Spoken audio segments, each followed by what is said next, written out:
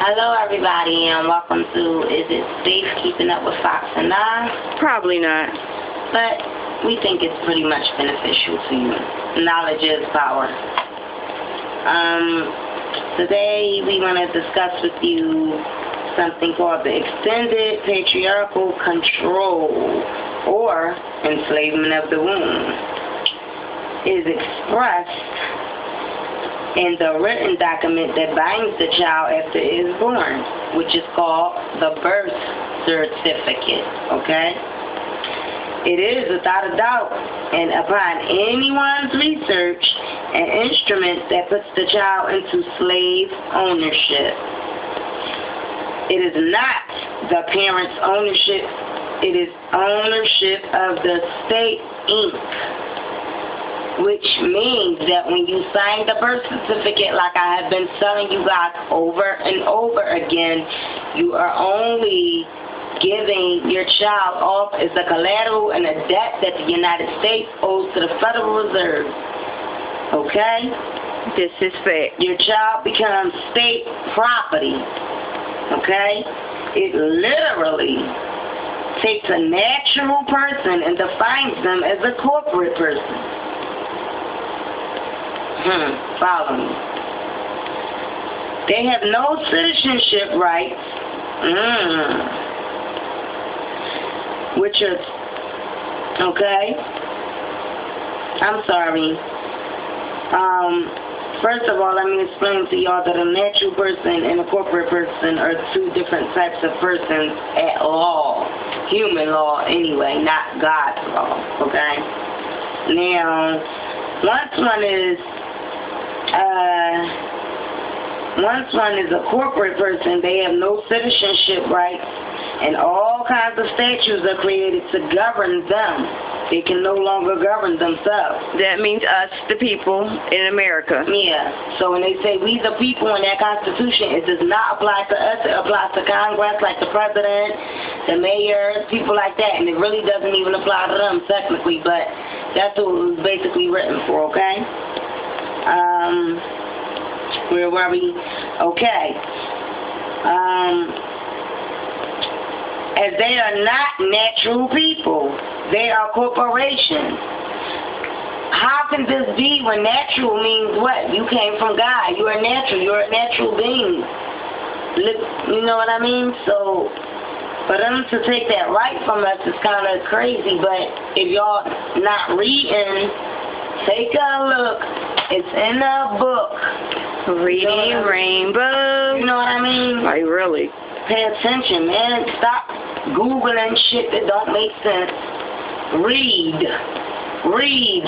If you want to Google something beneficial to help you identify yourself.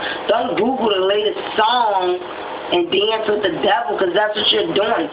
Google some of those songs, lyrics. And imagine Satan talking to you, because that's exactly what it is when you read it.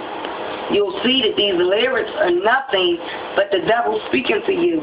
But that's a whole nother subject. Okay? For example, bills are signed every so many years that afford them privileges, but not rights.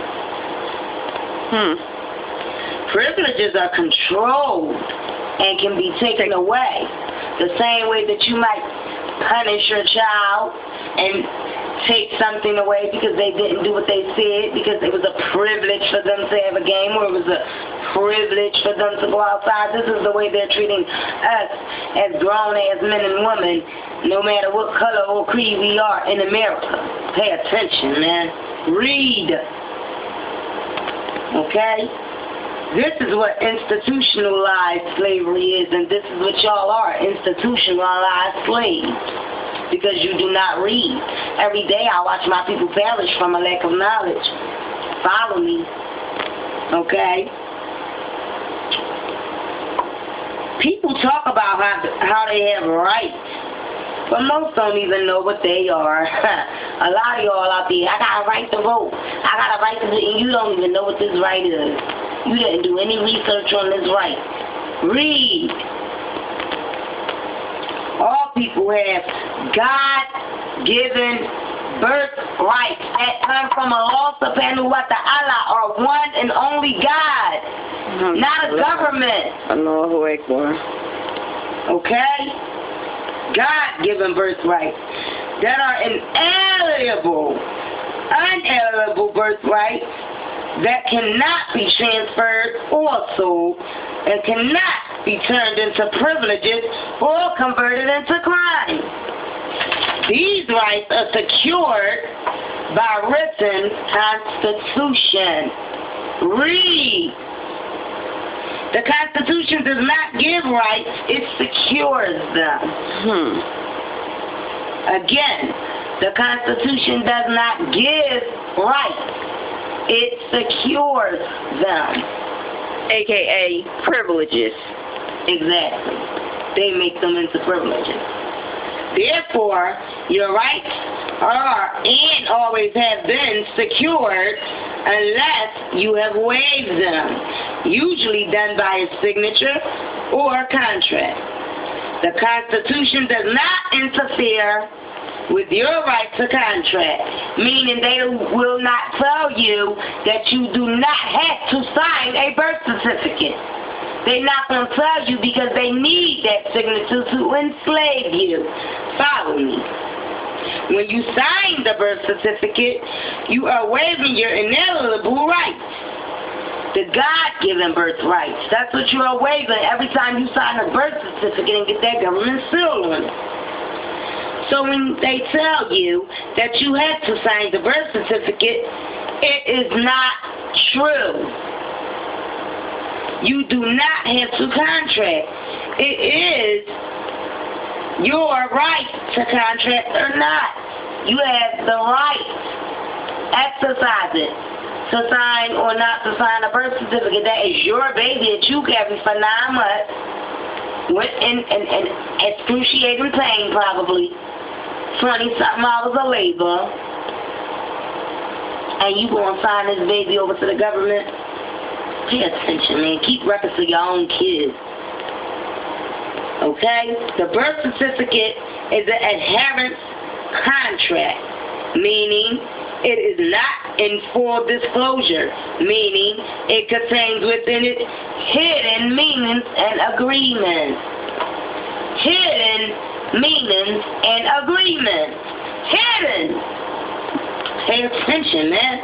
Y'all selling y'all kids. Okay?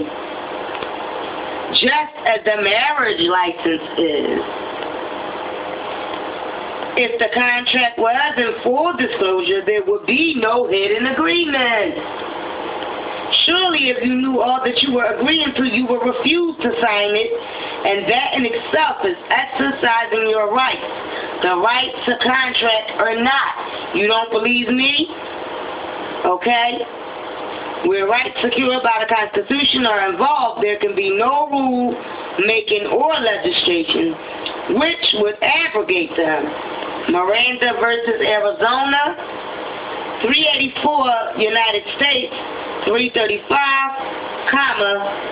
125 points. The claim and exercise of constitutional rights cannot be converted into crime.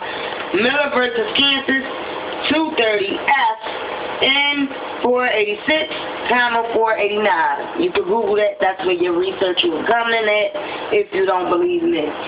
Google Miranda versus Arizona, and then Google Miller versus Kansas.